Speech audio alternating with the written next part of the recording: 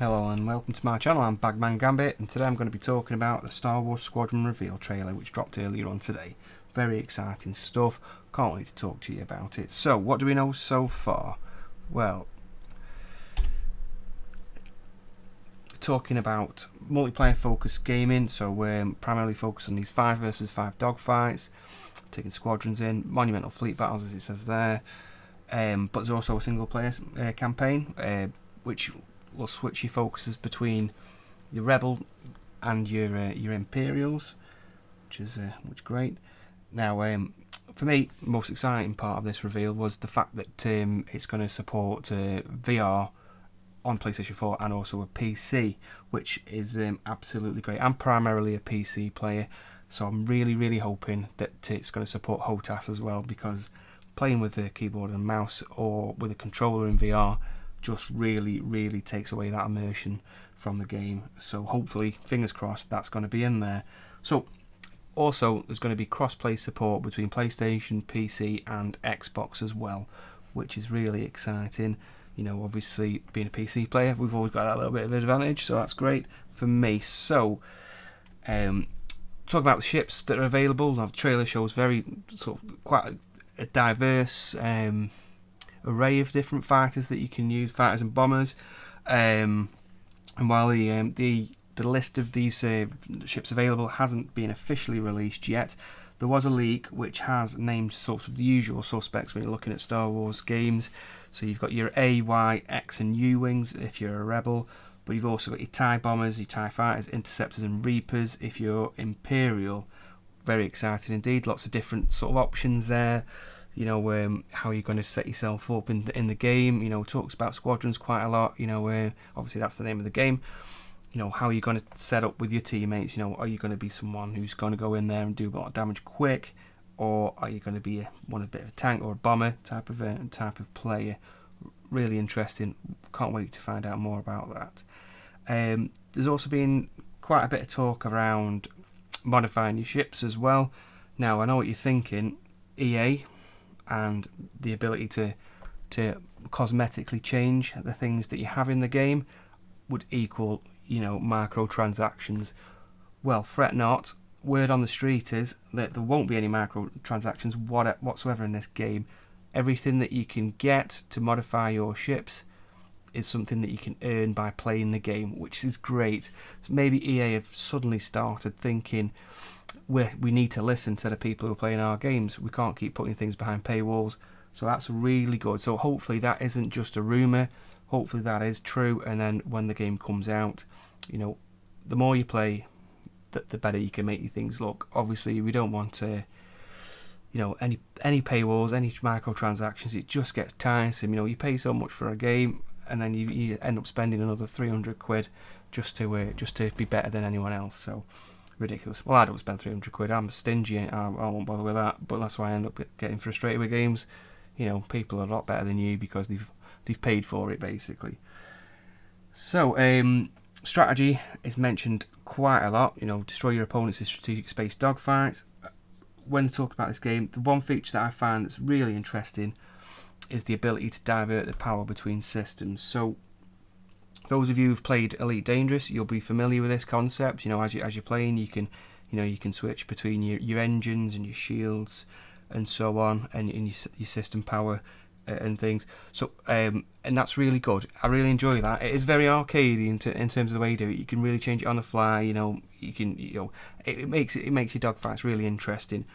But what I'm hoping really for Squadrons is that they use this feature to be less arcadey than Elite, and sort of take it in some more RPG type of elements instead. So, you know, if you want to be a tank, you know, grab a TIE fighter, switch all your power to shields, you know, be there taking the damage while your teammates are off on flanking and doing what they need to do to win the game. I don't know what the objectives are going to be yet. That hasn't been revealed.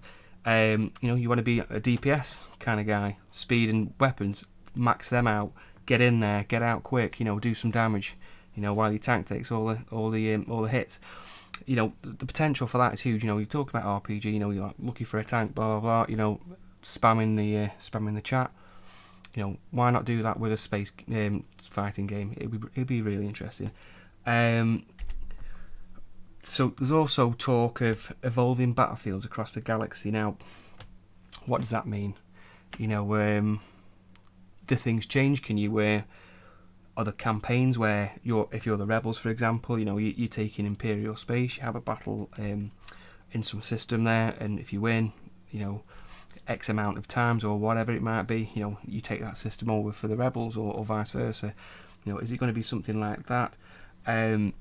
Or is it just going to be, you know, as things progress, you know, you destroy a base, you know, that base is no longer there, new ones pop up, that kind of thing. So I don't know what that means. If you have any suggestions on what that means, pop a comment below, tell us what you think it means, and we'll have a look through and I can talk about that on the next video. So it talks about a briefing room here on this slide as well. So what does that mean? It looks like the game is going to be more of a tactical type of game. So not like your sort of arcadey type of games. Like Elite Dangerous is a bit arcadey, you know, in terms of the dogfighting. But it looks like you really have to set yourselves up, think about what you need to do, and then think about how you're going to set yourselves up in your briefing room. So it's a really interesting concept. So I can't wait to see how that sort of plays out. But it's you know, it's you know, I'm positively wet with excitement in terms of what that could mean. And just to let you know, there you go. The game is due to be released on the 2nd of October. And if you head over to EA's website, you can sign up for any updates as well. So I'll put a link in the description below as well for that one. So sign up, put your email address in, and you'll get notified when things are happening. So that'd be great. So in conclusion, am I hyped about this? Well, hell yeah, definitely. Will I pre-order it? I really need to see a bit more before, you know, because it's difficult, isn't it? You know, look at Battlefront 2, it was sort of a bit of an anticlimax really when that came out. So I want to really just have a look at some gameplay first before I put some dollar down. Now in terms of dollar, it's going to be retailing for $34.99, which is a relatively cheap price really for a game, especially an EA game. You know, so what does that mean? I mean, I'm hoping it means that they're not going to skimp on quality. We're not going to get just sort, you know, 2 or 3 maps or something like that, and it's just going to be, you know, the same thing over and over and over again. I hope really they put a quality product out that that's worth the money, and people invest a lot of time in. Because for me, if this hits the spot, this is going to be all I'm going to be playing for the next year or so. So hopefully EA will deliver something of good quality. There is a gameplay reveal at midnight on the British summertime, at midnight on Friday the 19th of June. So check back here where I'll be dissecting the video, looking at what they're saying about the gameplay, really sort of dissecting that.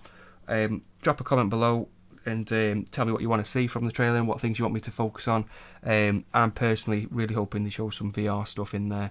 You know, that's sort of that's it for me. You know, really get immersed in the game. Hopefully some HOTAS elements will be revealed there as well. You know, that compatibility, because I can't be dealing with the controller or mouse and keyboard, definitely not. You know, so I'll leave you now with the official reveal trailer, and remember, hit like and subscribe and click the little bell thing if you want to get notifications when I upload any new content. So thanks for watching. Peace.